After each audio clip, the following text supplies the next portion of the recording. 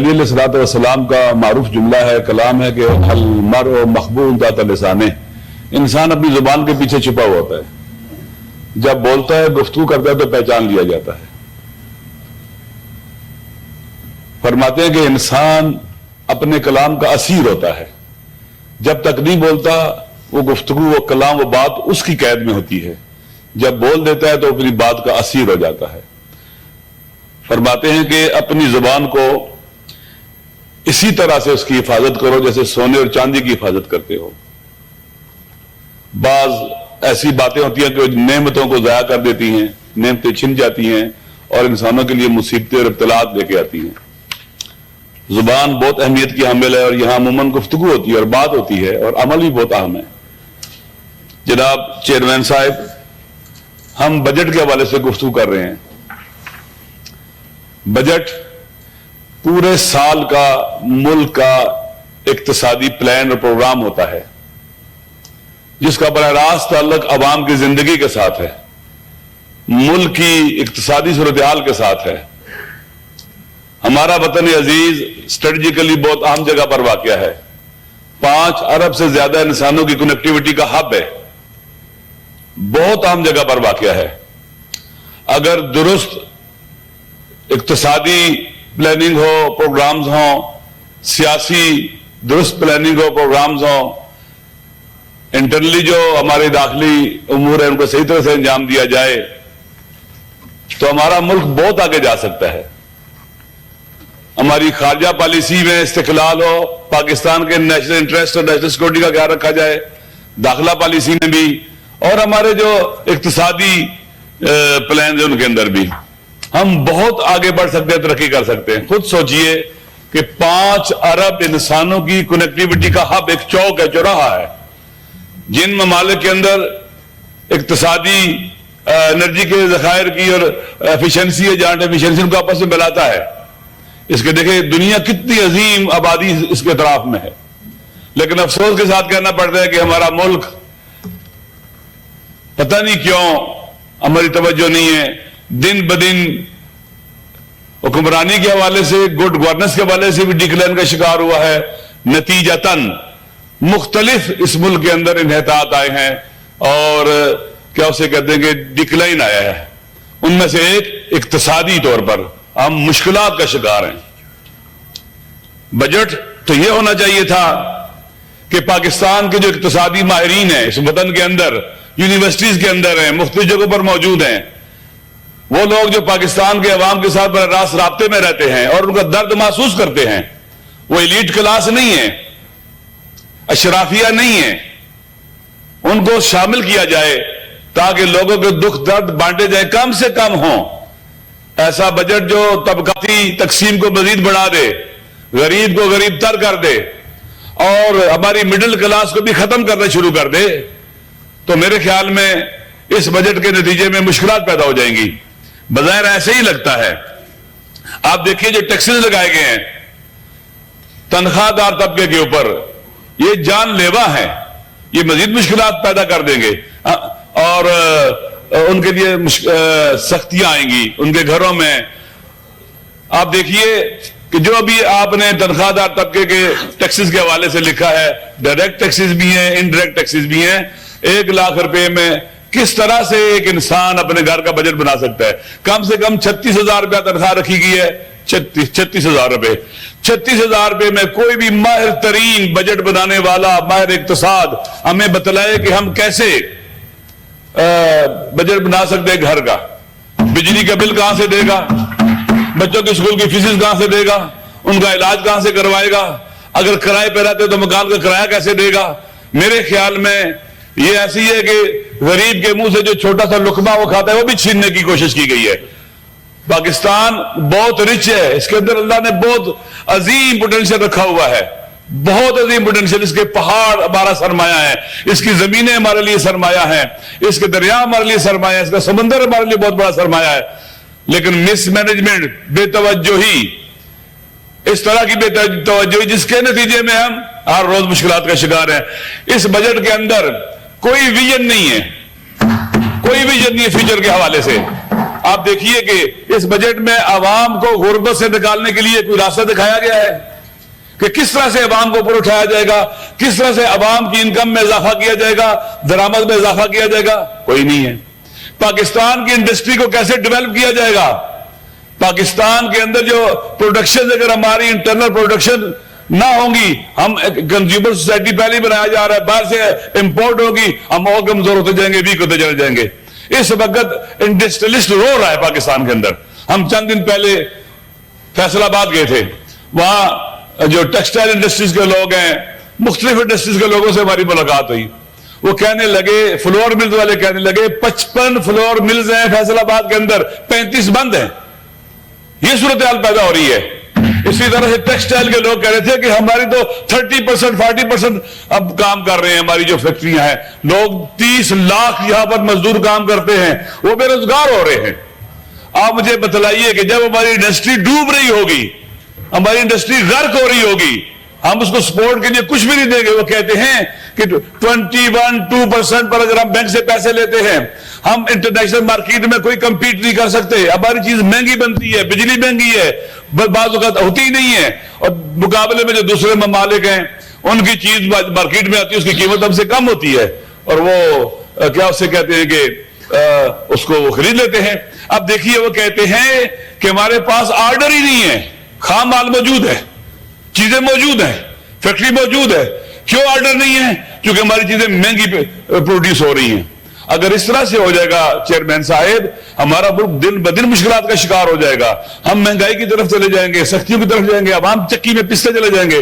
اور جب مہنگائی بڑھتی ہے, کوئی مناسب رائے حل نہیں دیا جاتا حکومت کی طرف سے, حکمرانوں کی طرف سے, لوگوں کو اپنی انکم بڑھانے کا تاکہ اپنی ضروریات پوری کر سکے, کرپشن پھیلتی ہے, فساد پھیلتا ہے, رشوت پھیلتی ہے, اخلاقی بدحالی پیدا ہوتی ہے, فساد پیدا ہوتا ہے. اس بجٹ کے اندر جن لوگوں نے اس ملک کی اقتصاد کو لوٹا ہے, وسائل کو لوٹا, یہ عوام کے وسائل تھے, یہ کسی کے ذاتی وسائل نہیں تھے. جنہوں نے لوٹا ہے واپس لینے کا کوئی نہیں کہا گیا, اس میں کیسے لیں گے واپس ان سے؟ کرپشن کو روکنے کے لیے کیا کیا جائے گا؟ اس سے پہلے جو کرپشن ہوئی ہے, کیا جو کسی نے لوٹا ہے مال اس کا مالک بن گیا ہے, وہ اس کی ملکیت بن گیا ہے؟ نہیں, وہ غصب کا مال ہے, غیر قانونی ہے, اللیگل ہے. لہذا وہ مال واپس ہونا چاہیے, کرپشن کا راستہ روکنا چاہیے. اگر ہم لوٹا ہوا مال واپس نہیں لیں گے تو اور جرت پیدا ہوگی, اور وہ دلیر ہو جائیں گے اور لوٹنے کے لیے.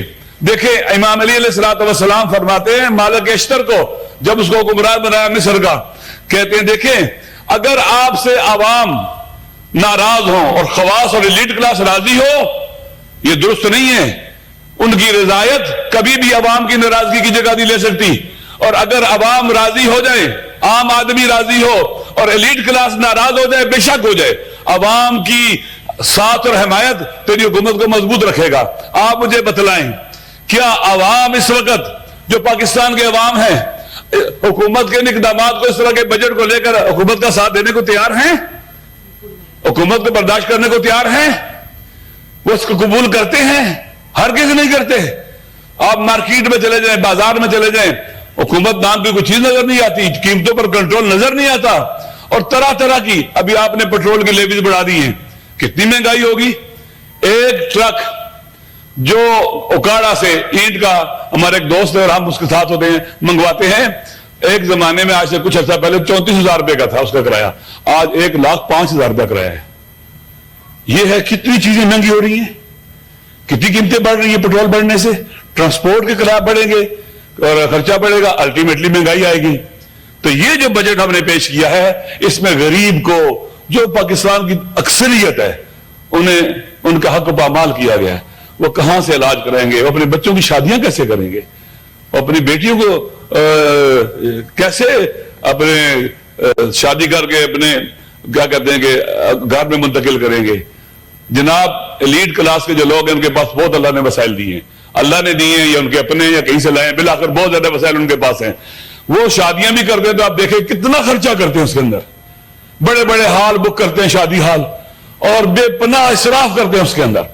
لیکن غریب مسکین اس وطن کا بیٹا جو اصلی وارث ہے, سارا بوجھ کوئی بھی ہو مشکلات کا یہاں کے عوام اٹھاتے ہیں.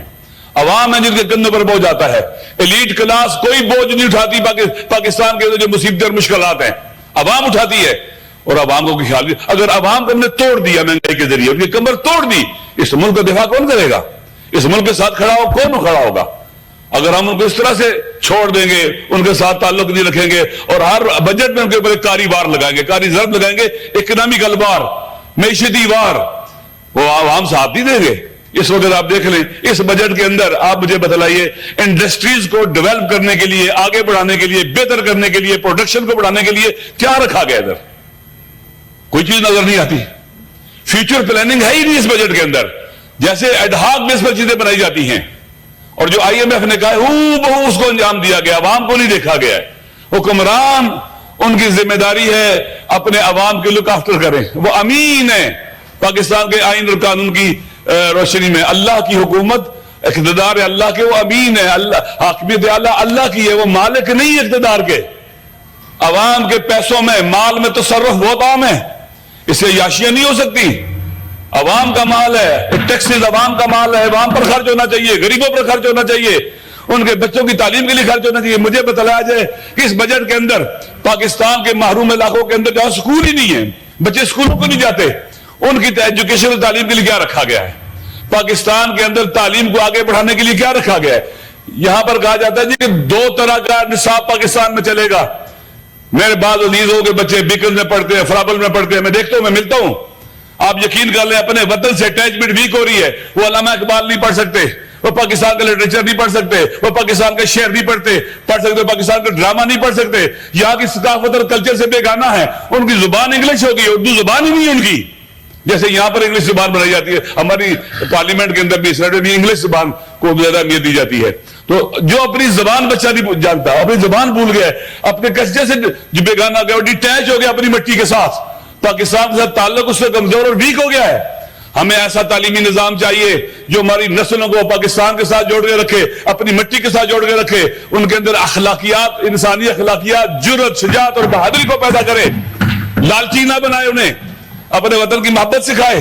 آپ دیکھ لیں بچے پڑھتے، آپ نے کیا کیا؟ میں نے اے لیول کے آگے میں باہر جا رہا ہوں پڑھنے کے لیے. وطن کے اندر ہمارے تعلیمی ادارے اتنے کمزور کیوں ہیں؟ میرے خیال میں اس وطن کے لیے ایک یکساں نصاب ہونا چاہیے، اور پاکستان کے اندر تعلیمی ایک ریولوشن کے لیے کام کرنا چاہیے. اور ہمارے ملک کے اندر 60% سے زیادہ جوان ہیں جو پاکستان کے لیے ایک اپرچونٹی بھی ہیں اور ایک تھریٹ بھی بن سکتے ہیں. جوانوں کو امپاور کرنے کے لیے، ان کو طاقتور بنانے کے لیے، ان کو پازیٹیو یوٹیلائز کرنے کے لیے، ان کو راستے رکھنے، ان کے لیے پازیٹیو راستے کھولنے کے لیے اس بجٹ میں کچھ نہیں ہے کہ ہم جوانوں کو کس طرح سے اٹھائیں گے، اوپر لے کے آئیں گے. ہم جوانوں کو کس طرح سے ان کی صلاحیتوں سے استفادہ کریں گے، پوٹینشیل سے، اور اپنے ملک کو طاقتور بنائیں گے. کوئی چیز نہیں ہے یہاں پر. جو ٹیچرز ہیں، جو تعلیم دیتے ہیں، ان کے حوالے سے کیا رکھا گیا اس میں؟ جب آپ نے تنخواہ بڑھائی ہے، ایسا ٹیکس لگا دیا ہے کہ ان کی جان پر ڈائریکٹ اور انڈائریکٹ ٹیکس لگا دیے کہ ان کے لیے مصیبتیں بن گئی ہیں. میرے خیال میں یہ بجٹ پاکستان کے عوام کو غریب سے غریب تر بنائے گا، اور ایلیٹ کلاس کو مالدار بنائے گا، بہت طاقتور بنائے گا. اور یہ طبقاتی نظام ملک کے فیوچر کے لیے، ملک کی سالمیت کے لیے انتہائی خطرناک ہے. اسی طرح سے اس بجٹ کے اندر آپ دیکھیں کہ پاکستان جس جگہ واقع ہے، میں نے پہلے کہا کہ اسٹریٹجیکلی بہت عام جگہ پر واقع ہے، 5 ارب انسانوں کی کنیکٹیوٹی کا ہب ہے. پاکستان کا اکنامیکل فیوچر کیا ہوگا؟ ہم سیاحوں سے تعلقات کیا ہوں گے؟ ہم سارے کے سارے اگر اپنے انڈے یورپ کی باسکٹ میں ڈال دیں گے، وہاں پر ہمارا ٹریڈ پلس ہمیں کچھ مل جائے گا اور ہم اس پر دھوکہ رکھیں گے. ہمارے افغانستان کے ساتھ تعلقات کیوں نہیں ہو رہے ہیں؟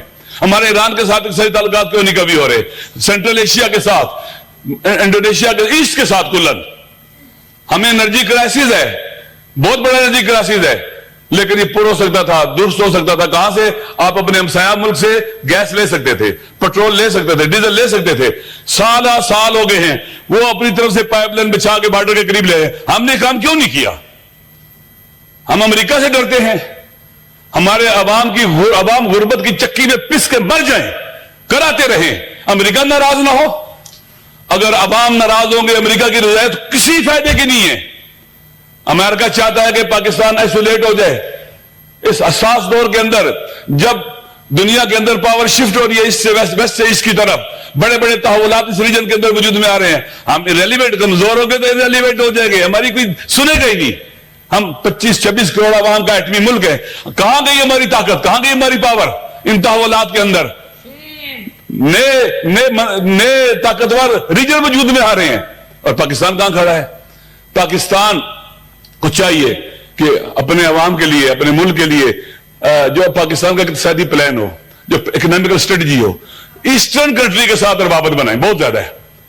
आप देख लें, इंडिया को देख लें, आप रशिया के ऊपर सैंक्शन है बहुत ज्यादा है, लेकिन इंडिया अमेरिका की सैंक्शन को उसने नहीं माना है। रशिया के साथ बेहतरीन ताल्लुकात हैं। बाज खबरें कि रशिया का तेल इंडिया खरीद लेता है और वहां से फिर आगे वो उसको बेचता है। इंडिया के ताल्लुकात देखिए कितना बैलेंस रखा हुआ है रशिया के साथ और अमेरिका के ताल्लुकात के साथ। अपने नेशनल इंटरेस्ट के ऊपर इंडिया ने कम्प्रोमाइज नहीं किया है। कम्प्रोमाइज नहीं किया। हमने क्यों किया हुआ है? वाइंड अप करेंगे। करता हूं, हमने क्यों किया हुआ है? पहली दफा बोल रहे हैं चेयरमैन साहब, तो कल लोगों ने आधा घंटा 50 मिनट 40, मैं 2-4 बातें करके खत्म करता हूं। पार्लिमानी लीडर जो हैं उनको हमने 15 मिनट दिए। ठीक है, आपको बात करता हूं। आप देखिए, मेरे एक सवाल है, 17 मिनट के मेरा एक सवाल है, क्या इस बजट के अंदर हमारा फ्यूचर प्लान है कि ना इक्तिसादी? किस तरह से हमें इक्तिसादी बहरान से खाली IMF की तरफ जाना है? कोई और रास्ते हमारे पास है ही नहीं है। हमारे जनाब वाला वजीर इक्तिसाद ने कहा हमारे पास इंतहाई लिमिटेड ऑप्शंस हैं। अगर आंखें देखने वाली हो तो बहुत ऑप्शंस हैं। मैंने पहले कहा 5 अरब इंसानों की कनेक्टिविटी का हब है, हमारे तरफ में पूरी दुनिया मौजूद है, करीब है, हमसाया है, हम बहुत कुछ कर सकते हैं। लेकिन इस बजट के अंदर लुक टुवर्ड्स ईस्ट जिसे कहते हैं, हम आए अपने इक्तिसादी रवाबत इन ममालिक के साथ बेहतर करें जो ईस्ट के अंदर मौजूद हैं। सेंट्रल एशिया के साथ है, रशिया के साथ है, ईरान के साथ है, और अरब कंट्रीज के साथ है, मलेशिया के साथ है, इंडोनेशिया के साथ है। हमारे अपने आप को, अपनी एक्सपोर्ट्स को बढ़ाने के लिए अपनी प्रोडक्शन को बढ़ाना पड़ेगा, अपनी इंडस्ट्री को सपोर्ट करना पड़ेगा। इसके हवाले से कुछ भी नहीं हो रहा है जनाब चेयरमैन साहब। हमारा मुल्क ऐसे लगता है बंद गली में ले जाया गया है, और इक्तिसादी तौर पर कहते हैं कोई ऑप्शन नहीं है। अब हमने गले में फंदा डालना है IMF का और मरना है, लटकना है हमने। हम खुद नहीं लटकेंगे, एलीट क्लास नहीं लटकेगी। उसके पाकिस्तान से बाहर बहुत ज्यादा इर्तबातात हैं, वसाइल हैं, जगह हैं, घर हैं, ताल्लुकात है। गरीब को फांसी पे लटकाना चाहते हैं, इकोनॉमिकल फांसी, गले में फंदा महंगाई का डालकर इन्हें कुचलना चाहते हैं, इनकी सांस दबाना चाहते हैं, ताकि सोसाइटी, एक और मसला है, ताकि जब सोसाइटी कमजोर हो जाएगी, वीक हो जाएगी, उसे अपनी बढ़ जाएगी, अपनी सोशल पावर खो बैठेगी।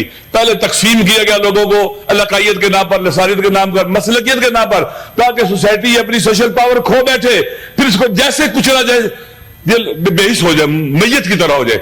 आज महंगाई के जरिए ये हो रहा है, मजीद इसका गला घोटा जा रहा है, मजीद इसकी सांस को दबाया जा रहा है। जनाब चेयरमैन, ये एक इंतहाई जालिमाना बजट है जिससे आप देख ले पाकिस्तान के अवाम कहते हैं अवाम की आवाज को नकारा खल को जी नकारा खुदा समझो।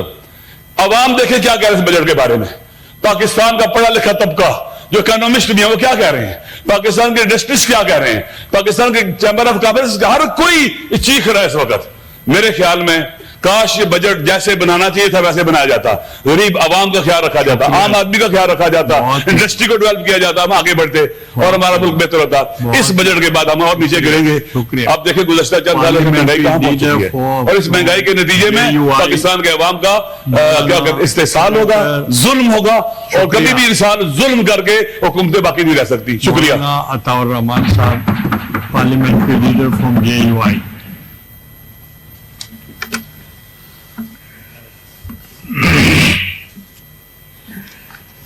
नहमदुहु व नुसल्ली अला रसूलिहिल करीम, अम्मा बाद। बजट पर बहस जारी है, लेकिन